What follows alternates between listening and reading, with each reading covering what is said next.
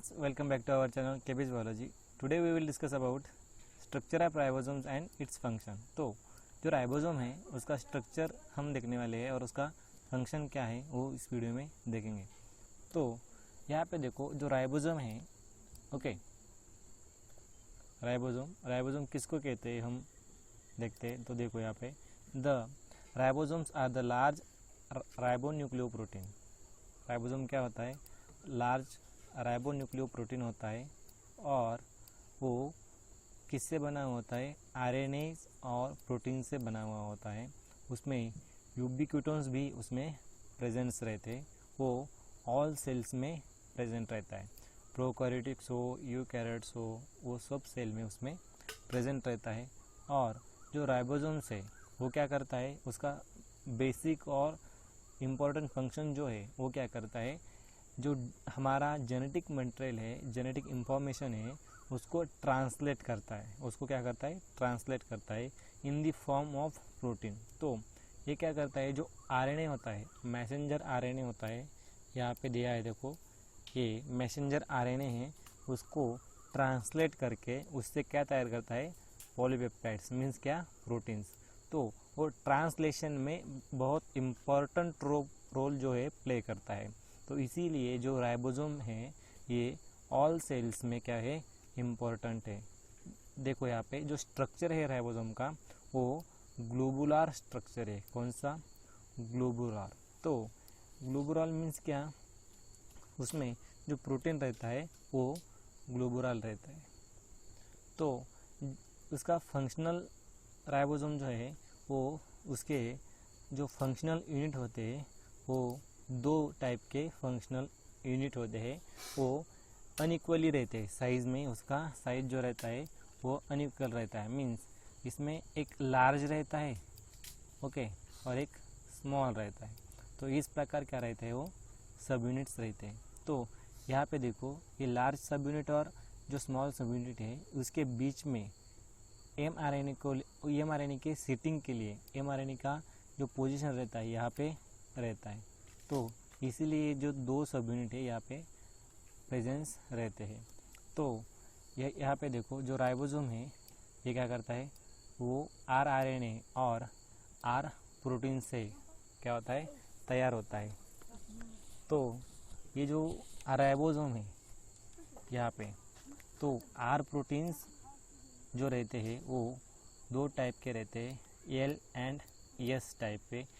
तो यहाँ पे जो आर प्रोटीन होगा वो जब वो प्रोटीन लार्ज सब यूनिट से होगा तो वो एल प्रोटीन रहेगा। और जो एस सब यूनिट्स मीन्स स्मॉल सब यूनिट से रहेगा, ओके, तो वहाँ पे क्या रहेगा? वो एस प्रोटीन रहता है। तो डिपेंड्स रहता है कि वो प्रोटीन किस सब यूनिट से है। उसके बाद जो कंपोजिशन है, जो राइबोसोम का कंपोजिशन होता है, केमिकल कंपोजिशन, तो यह इस चार्ट में दिखाया है। तो यहाँ पे देखो दो, यहाँ पे मेनली प्रोकैरियोट्स और यूकैरियोट्स के जो राइबोसोम्स होते हैं उसको डिफरेंस किया है, उसको डिफरेंशिएट किया है। तो उसका जो ओवरऑल साइज रहता है, तो प्रोकैरियोटिक्स में 70S राइबोसोम्स प्रेजेंट रहता है। और जो यूकैरियोट होता है तो वह उसमें क्या रहता है? 80S राइबोसोम उसमें प्रेजेंस रहता है। तो उसमें जो स्मॉल सब यूनिट जो रहता है यहाँ पे, तो वो कितना रहता है? 30S। और जो लार्ज सब यूनिट रहता है वो रहता है 50S। तो आप पूछोगे यहाँ पे 30S और 50S वो होता है 80S? नहीं, तो इसमें यहाँ पे मेनली जो समझने वाली जो बात है, तो यहाँ पे जो लार्ज सब यूनिट होता है वो 50S का होता है और स्मॉल सब यूनिट 30S का होता है। तो यहाँ पे भी जो यूकैरियोट्स रहता है तो उसमें जो स्मॉल सब यूनिट होता है वो 40S का होता है और लार्ज सब यूनिट कितना होता है? 60S का। तो वो दोनों मिला के कितने होते हैं? 100S होते हैं। मगर यहाँ पे भी उसी तरह जिस तरह प्रोकैरियोट्स में होता है उसी तरह यूकैरियोट्स में भी वो डिफरेंस आता है। तो यहाँ पे नंबर्स ऑफ प्रोटीन जो रहते हैं स्मॉल सब यूनिट में वो कितने रहते हैं? नियर अबाउट 21 रहते हैं। कहाँ पे? प्रोकैरियोट में। और जो यूकैरियोट का जो स्मॉल सब यूनिट है उसके नंबर ऑफ प्रोटीन्स लगभग 30 रहते हैं। कितने? 30। तो जो आरएनए की साइज़ है, ओके, तो आरएनए की साइज़ जो रहती है वो 16S रहती है, ओके, किसमें? प्रोकैरियोट में। और जो यूकैरियोट होता है उसमें 80S रहती है। तो जो प्रोकैरियोटिक में जो नंबर ऑफ बेसेस होते हैं, स्मॉल सब यूनिट होता है, उसमें नंबर ऑफ बेसेस रहते हैं 1500। और जो यूकैरियोट है उसमें स्मॉल सब यूनिट के आरएनए के जो बेस पेयर जो है 2300 रहते हैं। तो ये मेनली बेसिक डिफरेंस आता है। और यहाँ पे जो लार्ज सब यूनिट होता है, ओके, तो उसमें जो नंबर ऑफ प्रोटीन्स होते हैं वो प्रोकैरियोट में 34 होते हैं, नियर अबाउट 34, और यहाँ पे 50 होते हैं। तो जो आरएनए की साइज़ है वो 23S और 5S ऐसे दो साइज़ होती है। और जो नंबर ऑफ बेसेस होते हैं वो 2900 बेसेस उसमें प्रेजेंट रहते हैं और 120 बेसेस उसमें प्रेजेंट रहते हैं। और जो लार्ज सब यूनिट होता है यूकैरियोट का, वहाँ पे आरएनए की जो साइज़ होती है वो 28S होती है, 5.8S होती है और 5S होती है। मीन्स जो लार्ज सब यूनिट तैयार होता है उसमें 20S उसके बाद प्लस 5.S और 5.8S ऐसे तीनों मिला के उसके आरएनए की क्या बनती है? साइज़ बनती है। और फिर वो जो 15 नंबर ऑफ प्रोटीन्स जो रहते हैं उससे कंबाइन होकर लार्ज सब यूनिट बनता है, ओके। उसी प्रकार जो स्मॉल सब यूनिट होता है, तो स्मॉल सब यूनिट में क्या होता है?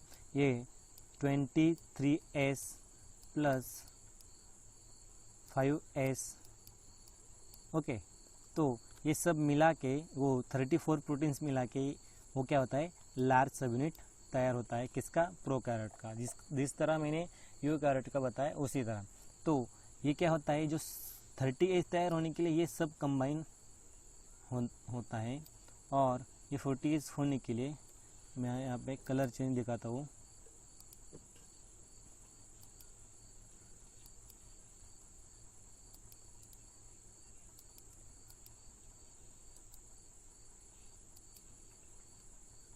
ओके, यहाँ पे कलर ले लेता हूँ मैं, एक ग्रीन कलर में दिखाता हूँ।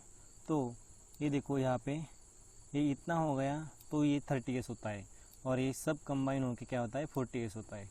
और ये 50S जो है प्रोकैरियोट का, ये सब कंबाइन होके ये 50S होता है। और ये 60S जो है ये सब कंबाइन होके ये 60S बनता है। तो जाते हैं हम आगे की स्लाइड पे। तो S मीन्स क्या? मीन्स 80S 30S इस प्रकार हम बोल रहे थे। तो S मीन्स क्या? S stand for sedimentation coefficient. तो सेडिमेंटेशन कोएफिशिएंट जो रहता है उसको हम यहाँ पे S एज उससे इसको हम S से उसे डिनोट करते हैं। तो ये सेडिमेंटेशन कोएफिशिएंट क्या है? It is a ratio of the velocity to the centrifugal acceleration. तो ये वेलोसिटी का और सेंट्रीफ्यूगल एक्सेलरेशन का क्या है? रेशियो है। तो उसमें जो सेडिमेंटेशन कोएफिशिएंट जो होता है इसका यूनिट जो है वो क्या है? सेकंड है। क्या? सेकंड। तो sedimentation coefficient is equal to 1 into 10⁻⁻13। तो यहाँ पे 10⁻⁻13 है, तो इसको 10⁻⁻13 सेकंड, तो इसको हम क्या कहते हैं? 1 सेडबर्ग यूनिट, ओके। हम उसको क्या कहते हैं? 1 सेडबर्ग यूनिट। तो ये 1 सेडबर्ग यूनिट जो है उसको ही हम कहते हैं, उसको ही यहाँ पे हम ये S जो है यहाँ पे डिनोट करते हैं, ओके। ये S यहाँ पे डिनोट करते हैं। तो हम आगे जाते हैं स्ट्रक्चर ऑफ राइबोसोम के ऊपर। तो देखते हैं यहाँ पे जो स्ट्रक्चर है राइबोसोम का वो किस प्रकार होता है, ओके। तो ये स्ट्रक्चर हम यहाँ पे देखने वाले हैं। तो यहाँ पे जो स्ट्रक्चर है वो क्या है? प्रोकैरियोटिक राइबोसोम जो रहता है वो कैसे रहता है? वो 70S का रहता है। तो उसमें जो 15S सब यूनिट है, तो S क्या है, ये सेडबर्ग यूनिट है। सेडबर्ग यूनिट क्या है, मैंने आपको बताया कि ये वो सेडिमेंटेशन कोएफिशिएंट को ही यहाँ पे मैंने पिछले स्लाइड में जो आपको एक्सप्लेन किया उसी का है, S यहाँ से डिनोट करता है। तो यहाँ पे जो 15S राइबोसोम जो होता है वो क्या होता है, 5S RNA रहता है और 23S क्या रहता है, RNA रहता है। और उसमें क्या होता है, उस RNA से क्या, वो जो RNA होता है उससे वो क्या होता है, तैयार होता है। और जो 30S सब यूनिट जो है, यहाँ पे देखो ये छोटा वाला दिख रहा है आपको, ये 16S से RNA से तैयार होता है। तो इस प्रकार क्या होता है, ये प्रोकैरियोटिक राइबोसोम यहाँ पे तैयार होता है। और जो यूकैरियोटिक राइबोसोम है वो क्या है, 80S राइबोसोम है। जैसे कि मैंने बताया आपको, यहाँ पे देखो ये 60S सब यूनिट है, लार्ज सब यूनिट है, इसको लार्ज सब यूनिट हम कहते हैं। और ये जो 5S जो है, 5S प्लस 5.8S और ये 23S, ये तीनों मिला के यहाँ पे क्या होता है, लार्ज सब यूनिट तैयार होता है। और जो स्मॉल सब यूनिट है उसमें 40S का, उसमें 18S RNA प्रेजेंस रहता है। को ये वीडियो अच्छा लगा हो लाइक करो, शेयर करो और हमारे चैनल को सब्सक्राइब करो। Thank you.